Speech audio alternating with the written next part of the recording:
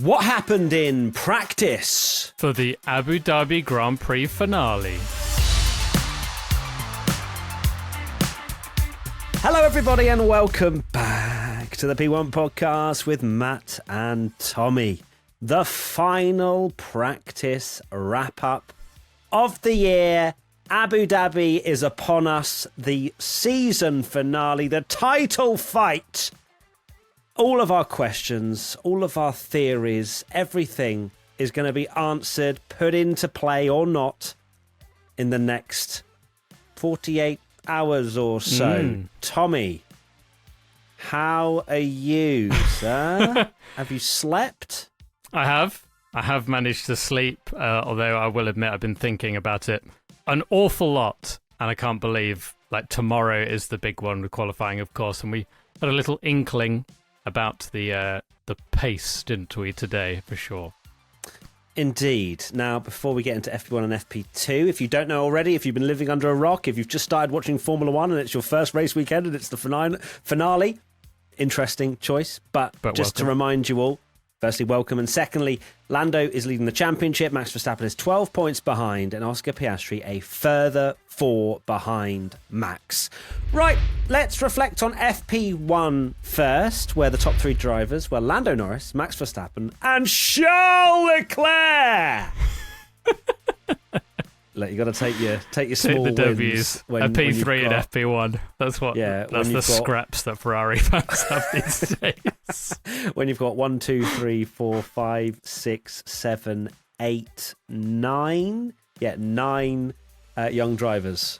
You got to take the P3 when it comes in. Now, I would love to say that Charles Leclerc being P3 was actually the biggest point of conversation in FP1, but it was the fact actually that Oscar Piastri did not take part in FP1, not because his car wasn't working, but something we mentioned in the run-up to the Abu Dhabi Grand Prix weekend was the fact that he was going to be giving up his seat to Pato O'Ward for FP1 due to the young driver rule, where throughout a season, the car, either Lando or Oscar, so Lando and Oscar both have to give up their car twice over the course, so 4 times in total, twice shared between the 2 teammates. So this isn't some insane conspiracy where they're like, right, maybe Pato O'Ward needs some time in the car. This is something that Oscar has to do now, but it's really, obviously, unideal. But you have to pick a moment, and this was where Oscar clearly felt was the best place to do. Of course, you have 3 free practice sessions, but he's kind of on the back foot at the moment, whether that is due to that and the fact he's just not had a balance. That's what Zach Brown has been saying and things like that. Found it a bit weird that Zach Brown was saying in commentary that Oscar would have been a lot closer had he got the middle sector together, but when we saw the comparisons, he was only a 10th down in the middle sector and it was 3 and a bit tenths in the last. Maybe Zach Brown just got confused, but either or, Oscar on the back foot after not running in FP1. Definitely. Yeah, you look at towards the end of the season, we knew this would happen, that both drivers would have to give up their car again. Of course, Lando Norris did that in Mexico, and the only other opportunity, with the fact that the remaining races are Brazil, which was a sprint, so of course you're not going to give up FP1. Vegas, very difficult track, you need all the running you can. Of course, we know McLaren still got disqualified and didn't have enough running there. And Qatar, a sprint again. So it had to be Abu Dhabi. Obviously, the argument here is, why couldn't Oscar have sit out in Mexico and Lando? Abu Dhabi, some people will say, well, that's because it's Lando and Lando gets a bit more of the, rub of the green. But at the end of the day, it had to happen. I do think that they could have probably planned it a bit better. It seemed from the very start that we would see the fact that that this title was going to go down to the wire between them. Even before Max entered the scenario, they were trading and very close all year within a race win of each other. So it very much felt like it was going to go down to the wire in Abu Dhabi between the 2 of them. So for them to be in a situation when there is, at the end of the day, 24 races to get two of the drivers in each car out the way, you do it the last one when one of your drivers is going for the world title. I don't think it's the best preparation or planning, so you do feel for Oscar Piastri, and it can't have helped him. I know it's one of those sessions where it's the most unrepresentative up there in the whole year, if you like. But when you're trying to win the World Championship and have a great opportunity to do it, the last thing you need is to be missing a whole practice session, even just to get comfortable in the car and get a little bit of setup work done before you go into the next session, which matters a lot more in FP2. Certainly does. Of course, the other thing to speak about are all the rookies, all the young drivers that were taking part in this free practice one session. We had Pato O'Ward in the McLaren, Arthur Leclerc in Ferrari, Arvid Lindblad in Red Bull, Luke Browning in Williams, Ayumu Iwasa in Racing Bulls, Ryo Hirakawa in the Haas, Jack Crawford in the Aston Martin, as well as Cian Shields as well, also in the Aston Martin, then Paul Aaron in the Alpine. The highest finishing driver was Hirakawa, who he's had 5 outings this year now, which is a few different teams. He did Alpine and Haas, so yeah, and McLaren, I think, as and well. McLaren, yeah, he's got a lot of runs out there, so. Yeah, interesting the way they've all left it till the end. Amusing how Aston Martin have basically just got both of them out, and they're like, we don't need FP1, which does kind of show you how unrepresentative that session is compared to others throughout the year, or how little Aston Martin or how little they care don't want to drive it anymore. They've given their car away to someone else that, as we mentioned in drive ratings, is haunted, according to Fernando Alonso. Certainly is. It's not great when you have 2 young drivers in there, because you never get a comparison. You never really understand or see how close a driver is to an experienced one. But Aston Martin clearly did not care about that. P1 Patreon member Robert, does F1 need to change their definition of rookie for the rookie practice sessions to have a limit for how many a single driver can do? It seems like some teams just get a well-established older driver from another series to give them feedback, which kind of goes against the spirit of the rule, in my opinion. Well, spirit of the rules and Formula One don't go together, and they never have done. I think teams will always find a way to do what they need to do, whether that's getting data from a certain driver, whether that's, at the end of the day, everyone's doing something different. You look down this order of the rookies, and I would argue that obviously Lindblad is driving next year, so Red Bull are using it as an opportunity to help him. Looking down the other drivers, I'd argue only Crawford, by some miracle, that Aston Martin, probably not a chance. We know that those seats are locked in, but obviously still young and has an opportunity there. Paul Aaron, of course, as well, has an opportunity at Alpine, maybe not next year, but the year after. No one else, really, maybe Browning as well, but there's a lot of drivers up and down the order, aren't there, that aren't going to realistically get into Formula One. Pato O'Ward, is a fantastic IndyCar driver, and obviously has this amazing opportunity to do it, but it would be a miracle for him to, be in a McLaren one day, with the greatest of respect to him. Equally, Cian Shields in the Aston Martin, who we'll just speak about quickly, is quite clearly someone that's paid an awful lot amount of money to be in that car. There was a slightly almost comical graphic that came up during the session that said Cian Shields' road to F1, which was 13th in GB3 in 2022. 2023, he finished 2nd in Euro Formula, which sounds quite good, but that's Spanish Formula 3, just with a different name. 2024, he finished 30th in Formula 3 and didn't score a single point, and he's currently, in 2025, Formula 2, he's 24th and hasn't scored a point. So let's be honest, they're taking the opportunity to Aston Martin to grab some more money, because we know Lawrence Stroll is short on cash, and this is the way that teams are going to do it. They're going to put different drivers in based on their situation. Some people have drivers locked in already, so they don't care that much. Other people do want to lock it in, but unfortunately you can't police it in the way that we'd all like to see, because at the end of the day we'd all love to see the drivers that are legitimately going to be the next big thing in Formula One be in there, but that would never happen. No, it won't. It is a shame, for sure. You've got drivers like Ryo Hirakawa, who's been out, as we say, 5 times this year. He's 31 years old. That's not young driver territory. That's near my age, not yours, Tommy. You're really old. That doesn't feel like what it's intended to do, for sure. But as you say, and we know what Formula One is like, and it's all about money, and it's all about trying to get information, perhaps. Now, Hirakawa did a very good job. Don't get me wrong. As I said, he was the highest performing young driver at the tender age of 31 in P11. And unless Formula One clamp down even more with what it is and what they expect from it and everything else, as you say, F1 teams will do whatever they possibly can to gain some kind of benefit, whether monetary or on track. Right, let's move to free practice 2, much more representative, and the top 3 were Norris, Verstappen and Russell. Question from Didier Vreluwen. Are either Mercedes, Ferrari, Sauber, Haas and or RB close enough to possibly help Verstappen? I love the RB, makes me think of Red Bull and the Yuki Tsunoda car as opposed to V-Carb. Are they close enough to help Verstappen? Lando was very quick. Lando was sensationally quick on the soft tyre before they then all went over to the long running for the last sort of 15 minutes or so. 3.5 tenths clear of Max. Is that going to be the gap when we come to Saturday in qualifying?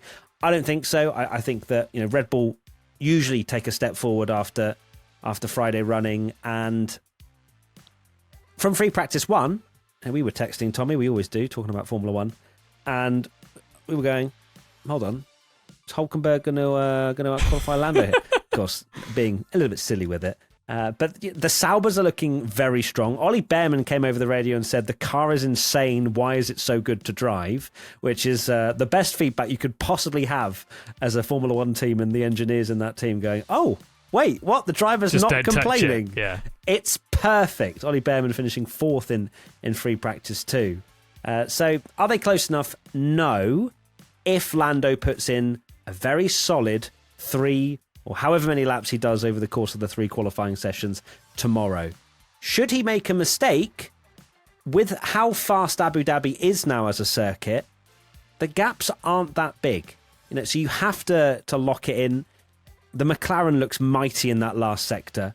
You kind of get baited through the middle. Oh, wow, Ollie Behrman's only a 10.5 down. Lewis Hamilton was a 10.5 down at one point on Lando through the middle sector, and he finished 8.5 tenths back when he finished his lap. So should Lando put in good laps? Yes, they've got the car advantage, I believe, once again. But it's championship Saturday and Sunday. Anything can happen.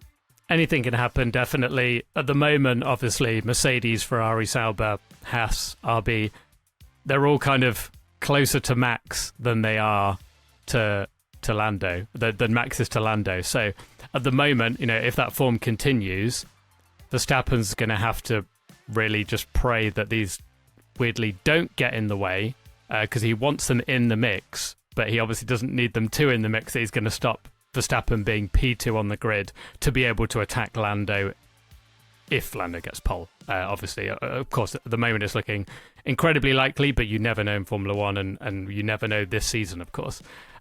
So yeah, they're definitely up there. I mean, Ollie Behrman in particular, and the 2 Saubers, incredible performance. We could see something really special. George Russell is in the mix, which is something that Max Verstappen, of course, needs. He needs a big name. Ferrari, less so. I was hoping that Charles Leclerc would be more in the mix. You're going to see me as a Charles Leclerc fan this weekend, because, of course, Max needs these drivers to be able to be mixing at the front. But the Ferrari is a wheelie bin. Exactly. So at the moment, yes, it's going to make qualifying very, very interesting indeed. And we're going to find out, will it help or hinder Verstappen? Because it could help him being close. It could also hinder him, where we mentioned about Lando making a mistake. If Max makes a mistake, he doesn't have that wiggle room, and he's dropping way down the order and possibly starting behind a Sauber. So, yeah. Yeah, and then we will see the visual depiction of just how much the drivers love Max Verstappen when let's joke and say that Nico Hulkenberg, Gabriel Bortoletto and Fernando Alonso all out-qualify him. They would be out of the way in 2 laps. They'd be done. Max would be through to P2. Thank you very much. We saw it in Qatar. I don't care what anyone says. There are a lot of drivers that would not make it hard in the slightest for Max. But one of them that would, I believe, is George Russell. That might well actually out-qualify get his elbows out and really try and fight Max as hard as he can. Of course. Yes. So we will see. Which he absolutely should do. Of course, everyone should race. Would he do the same with Lando? Probably not. But let's wait and see. Next question. XS Gaming J What's Tommy's percentage now? It's difficult because I knew this was going to happen, that Lando would be mighty quick. Like, nothing, in my opinion, of how that session would go would change in the fact that I guess the only thing I didn't foresee at the moment, it could all change, is how far Piastri would be off. I thought he'd challenge at the front based on how good he was in Qatar. I knew Lando would be absolutely mighty here, and so far this weekend he has shown absolutely that. Like, he is, overwhelming favourite for pole position. But yet my pessimistic brain, of course, is like, it's so over. But you never know with this season. Percentage-wise, 3%. Like, it's looking less likely. However, it was 10. It was 10. Like, yeah, no, but look. I mean, you've look at just the gap. said. Look sorry, at the gap. You just literally said none of this is a surprise. I thought Lando would be really quick, but my percentage has gone down 7-3 because of how close everyone is to Max, and also that Piastri isn't in the mix as well. I think that's the key for me here. And then you forget all the good things like Max turning up on a Saturday, Red Bull getting better from Friday to Saturday. All these things you just ignore because your glass is empty right now, and the watch-along is going to be great, everybody. What's I can yours? tell you that one for free. What's yours? 73%. Yeah, Max is winning it all.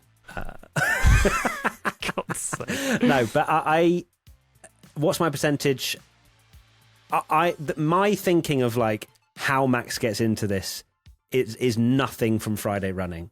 I am not surprised to see Lando fastest. The pressure isn't on today. The pressure is on tomorrow. The pressure is on Sunday. And as much as Max and GP did a Lando's opening. No, he's not opening a lap. Oh no, he is, and affected one of Lando's laps to get in his head. The main mind games, I believe, are tomorrow and Sunday. So my percentage for Max Verstappen is, what was it before? I think it was 25. 20. Was it 20? 25? I can't 20, remember maybe something like that. Yeah, it's around that sort of mark because you never know with this season. I will say that you never know this season. No, you don't. Also, Tommy, 3%. Right, next question. Wicket Whisper. Will Red Bull set up a car for pole like 2021 or focus on race pace this time? Well, if Lauren Mekes is anyone to go by, it sounds like it's all trying to get the car dialed in for race trim, because you can overtake at Abu Dhabi, at least much more so than Qatar, but I think anywhere is more likely. Even Monaco, there's probably more likely of an overtake than what we saw in Qatar. It's not, Formula One isn't as simple as they sit down in a meeting room and go, so should we set up for plan combat or plan pole position? You mean not like the F1 movie? They don't do that. No, they don't. Fake? Surprisingly, What? They don't start like beating the tables and everything. So they have to focus on a car that can at least fight Lando in the race. I don't think Red Bull are expecting to be faster than Lando Norris in race trim. But then you say that Max needs pole in order to not be affected by dirty air and things like that. But if he's on the front row of the grid, he'll have a nice dive bomb opportunity, not into probably turn one like he did with Oscar last year, but where he passed Lewis Hamilton, sorry to bring it up, in 2021, or the next corner down towards turn 5 where he also passed Lewis Hamilton on lap 1 and everything kicked off. So lots of opportunities to do something on lap 1, but Max needs to be on the front row of the grid, full stop. Agreed. In a weird way, and this sounds absolutely insane, but if I could pick the order I'd want them to be to most benefit Max title, other than obviously Lando in like 20th and Max on pole, but in terms of a realistic scenario, it would be Lando ahead of Max on the front row of the grid, because I think if Max is ahead, it's going to be so hard for him to do like a Lewis Hamilton, and we saw that didn't even work for Lewis Hamilton in 2016 when he backed up the whole field, because he needs Lando to be further down. However, if Lando's on pole and Max is second, he's 100% dive bombing in either turn 1 or turn 6, like you say that he did at the start of 2021, where he came from so far back to make that move. And what he'll be trying to do when he does his dive bomb is to also make sure he kind of screws Lando as much as possible and hope that other cars come through. So in a weird way, he has to set up for the race. And, if I could call it and pick where I wanted it to be for the most interesting and good shot of the championship, I'd actually have him second, but with Lando in first, because then we'll see how does Lando play it? Does he, he can't afford to just turn in and because he knows Max is going to go for a move, so he'll question it. I think that would be a really interesting setup for the Grand Prix, for sure. We'll have to wait and see. We get all those answers tomorrow as to how the grid stacks up. Question, P1 Petri member Cal. Where did Bearman and Bortoletto come from? Could we see another rookie on the podium? I think a podium is a big stretch, although I've said that many times this year. And of course, Sainz has been on the podium, Hadjar's been on the podium, Hulkenberg's been on the podium. We've seen midfielders do it.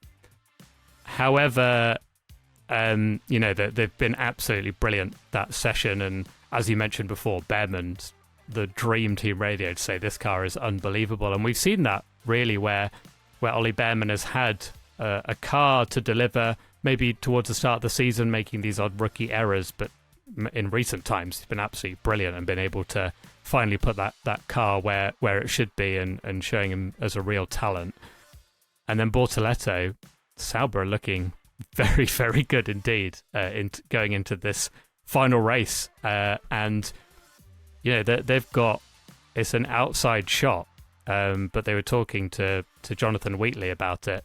In the Constructors' Championship, RB are in 6th on 92, Sauber on, then you've got Aston Martin on 80, Haas on 73, Sauber 68. So there is an opportunity for Sauber to 1-2 for Sauber, exactly, and all of a sudden they're P6. But 7th is definitely an opportunity, and it was very interesting to hear Wheatley say 68 points last year is putting you like 5th or 6th in the championship, and now they're 9th. It's crazy how many points they've managed to score, these midfield on lower end of the points teams. Sauber have got an amazing opportunity to get into P7 in the championship, which was what they'll be going for with how good their pace is looking.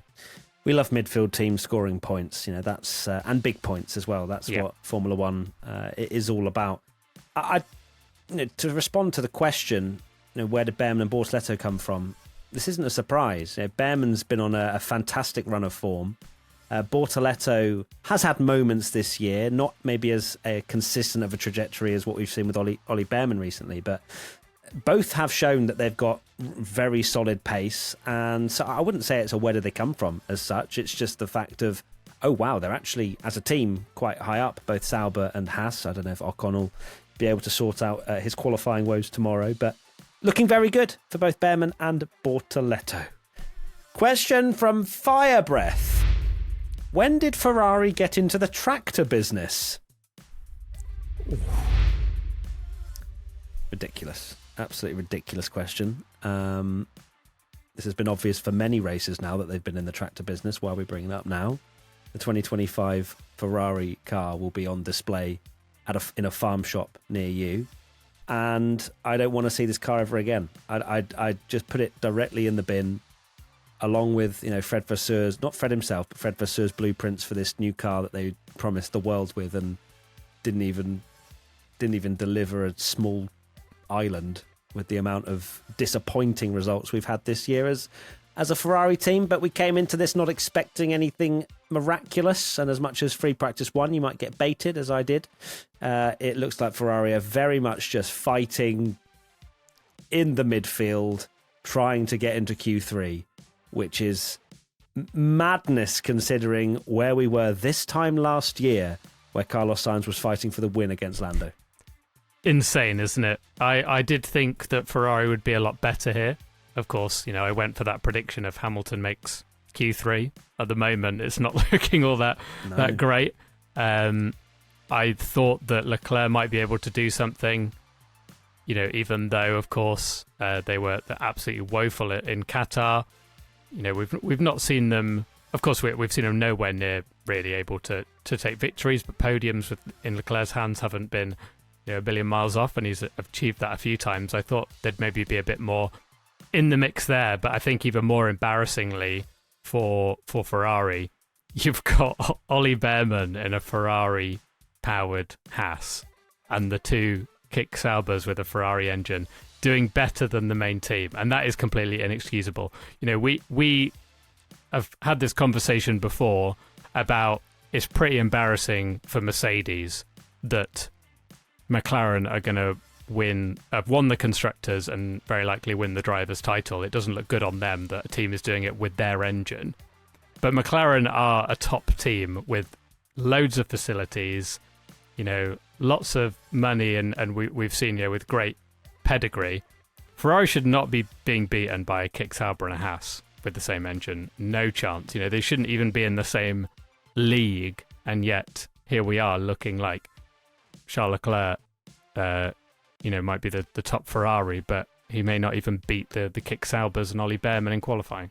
Yeah, could you, if you'd have told me this before Kick Sauber became that as an entity, Matt, 2022, Charles Leclerc's fighting for the world title in the first half, and he's winning races, and then you'd said to me, Matt, by the way, in 3 years' time, Ferrari are going to be losing to a streaming platform. That's the kind of level that we're at right now. Where, of course, it's not the only thing, but that's their headline sponsor, and they are Kick Sauber, and it's just. Well, this was the team that were a joke last year. Of course, we predicted them last in the championship. We said they weren't going to score points. If you'd have said last year they'd be beaten by, even last year, you never forget 2022.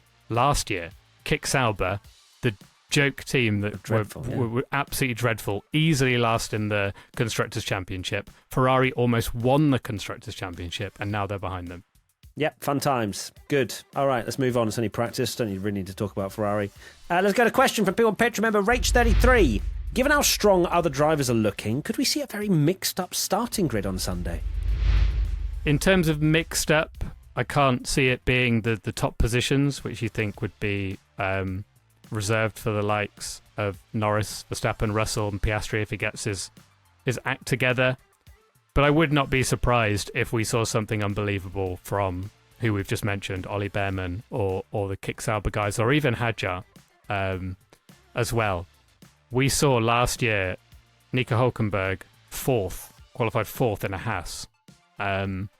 I would not be surprised if we saw someone snuck it into a P4, P5, one of those midfield runners at the very least. So yeah, I don't think a crazy, completely mixed up grid, but I think we could see a midfielder really shining and putting in an unbelievable performance to be somewhere they absolutely shouldn't be. Yeah, I completely agree. Behrman, Hülkenberg, Bortoleto, Hadjar. There's a lot of opportunity for these drivers to, for your sake, Tommy, not out-qualify Max Verstappen, but to be right in the mix here. And this is what we were saying earlier about, if one of the top runners, doesn't just have to be Lando, if one of the top runners makes a mistake in Q3, loses 2-3 tenths, you could easily see a handful of drivers flying past you and being ahead of you on the grid. So, yeah, it could well be a pretty nice mixed-up starting grid for Sunday, and I'd be looking forward to that very much, as long as we get the title protagonists in the correct position definitely. For a banger Sunday race. Right, that is it. Thank you, everybody. We will be live for the biggest watch-alongs of the year for the finale, of course, tomorrow and Sunday. Make sure you subscribe to the YouTube if you have not, and put on your notifications as well, because you are not going to want to miss this. Make sure you come and join myself and Tommy live. We stream on YouTube and Twitch. Matt P1 Tommy over on Twitch. Tommy, final thoughts before we get into the first of 2 competitive days for the finale. Final thoughts are, I've been saying, 3% chance. You best believe that when we get to the watch along, I'll be there saying that I feel sick about 600 times before the lights go out for Q1. And I'm really, really looking forward to it. It's going to be amazing, and the nerves are going to be unbelievable. I might have to dig out my smartwatch and check my heart rate during the session. You have to put that on. I think you might have oversold how many words you're actually going to say in the watch along. The fact that you said you're going to say anything, I think, is quite frankly a lie. So, but don't worry, there'll be one of us that's speaking or screaming or something like that. So look forward to it. We'll see you very soon. Lots of love, and remember, P1 Live Show Delusion Tour tickets still a few for. I think Dublin might be sold out, but Manchester a few more left. So. Go get your tickets if you want to come see myself and Tommy live.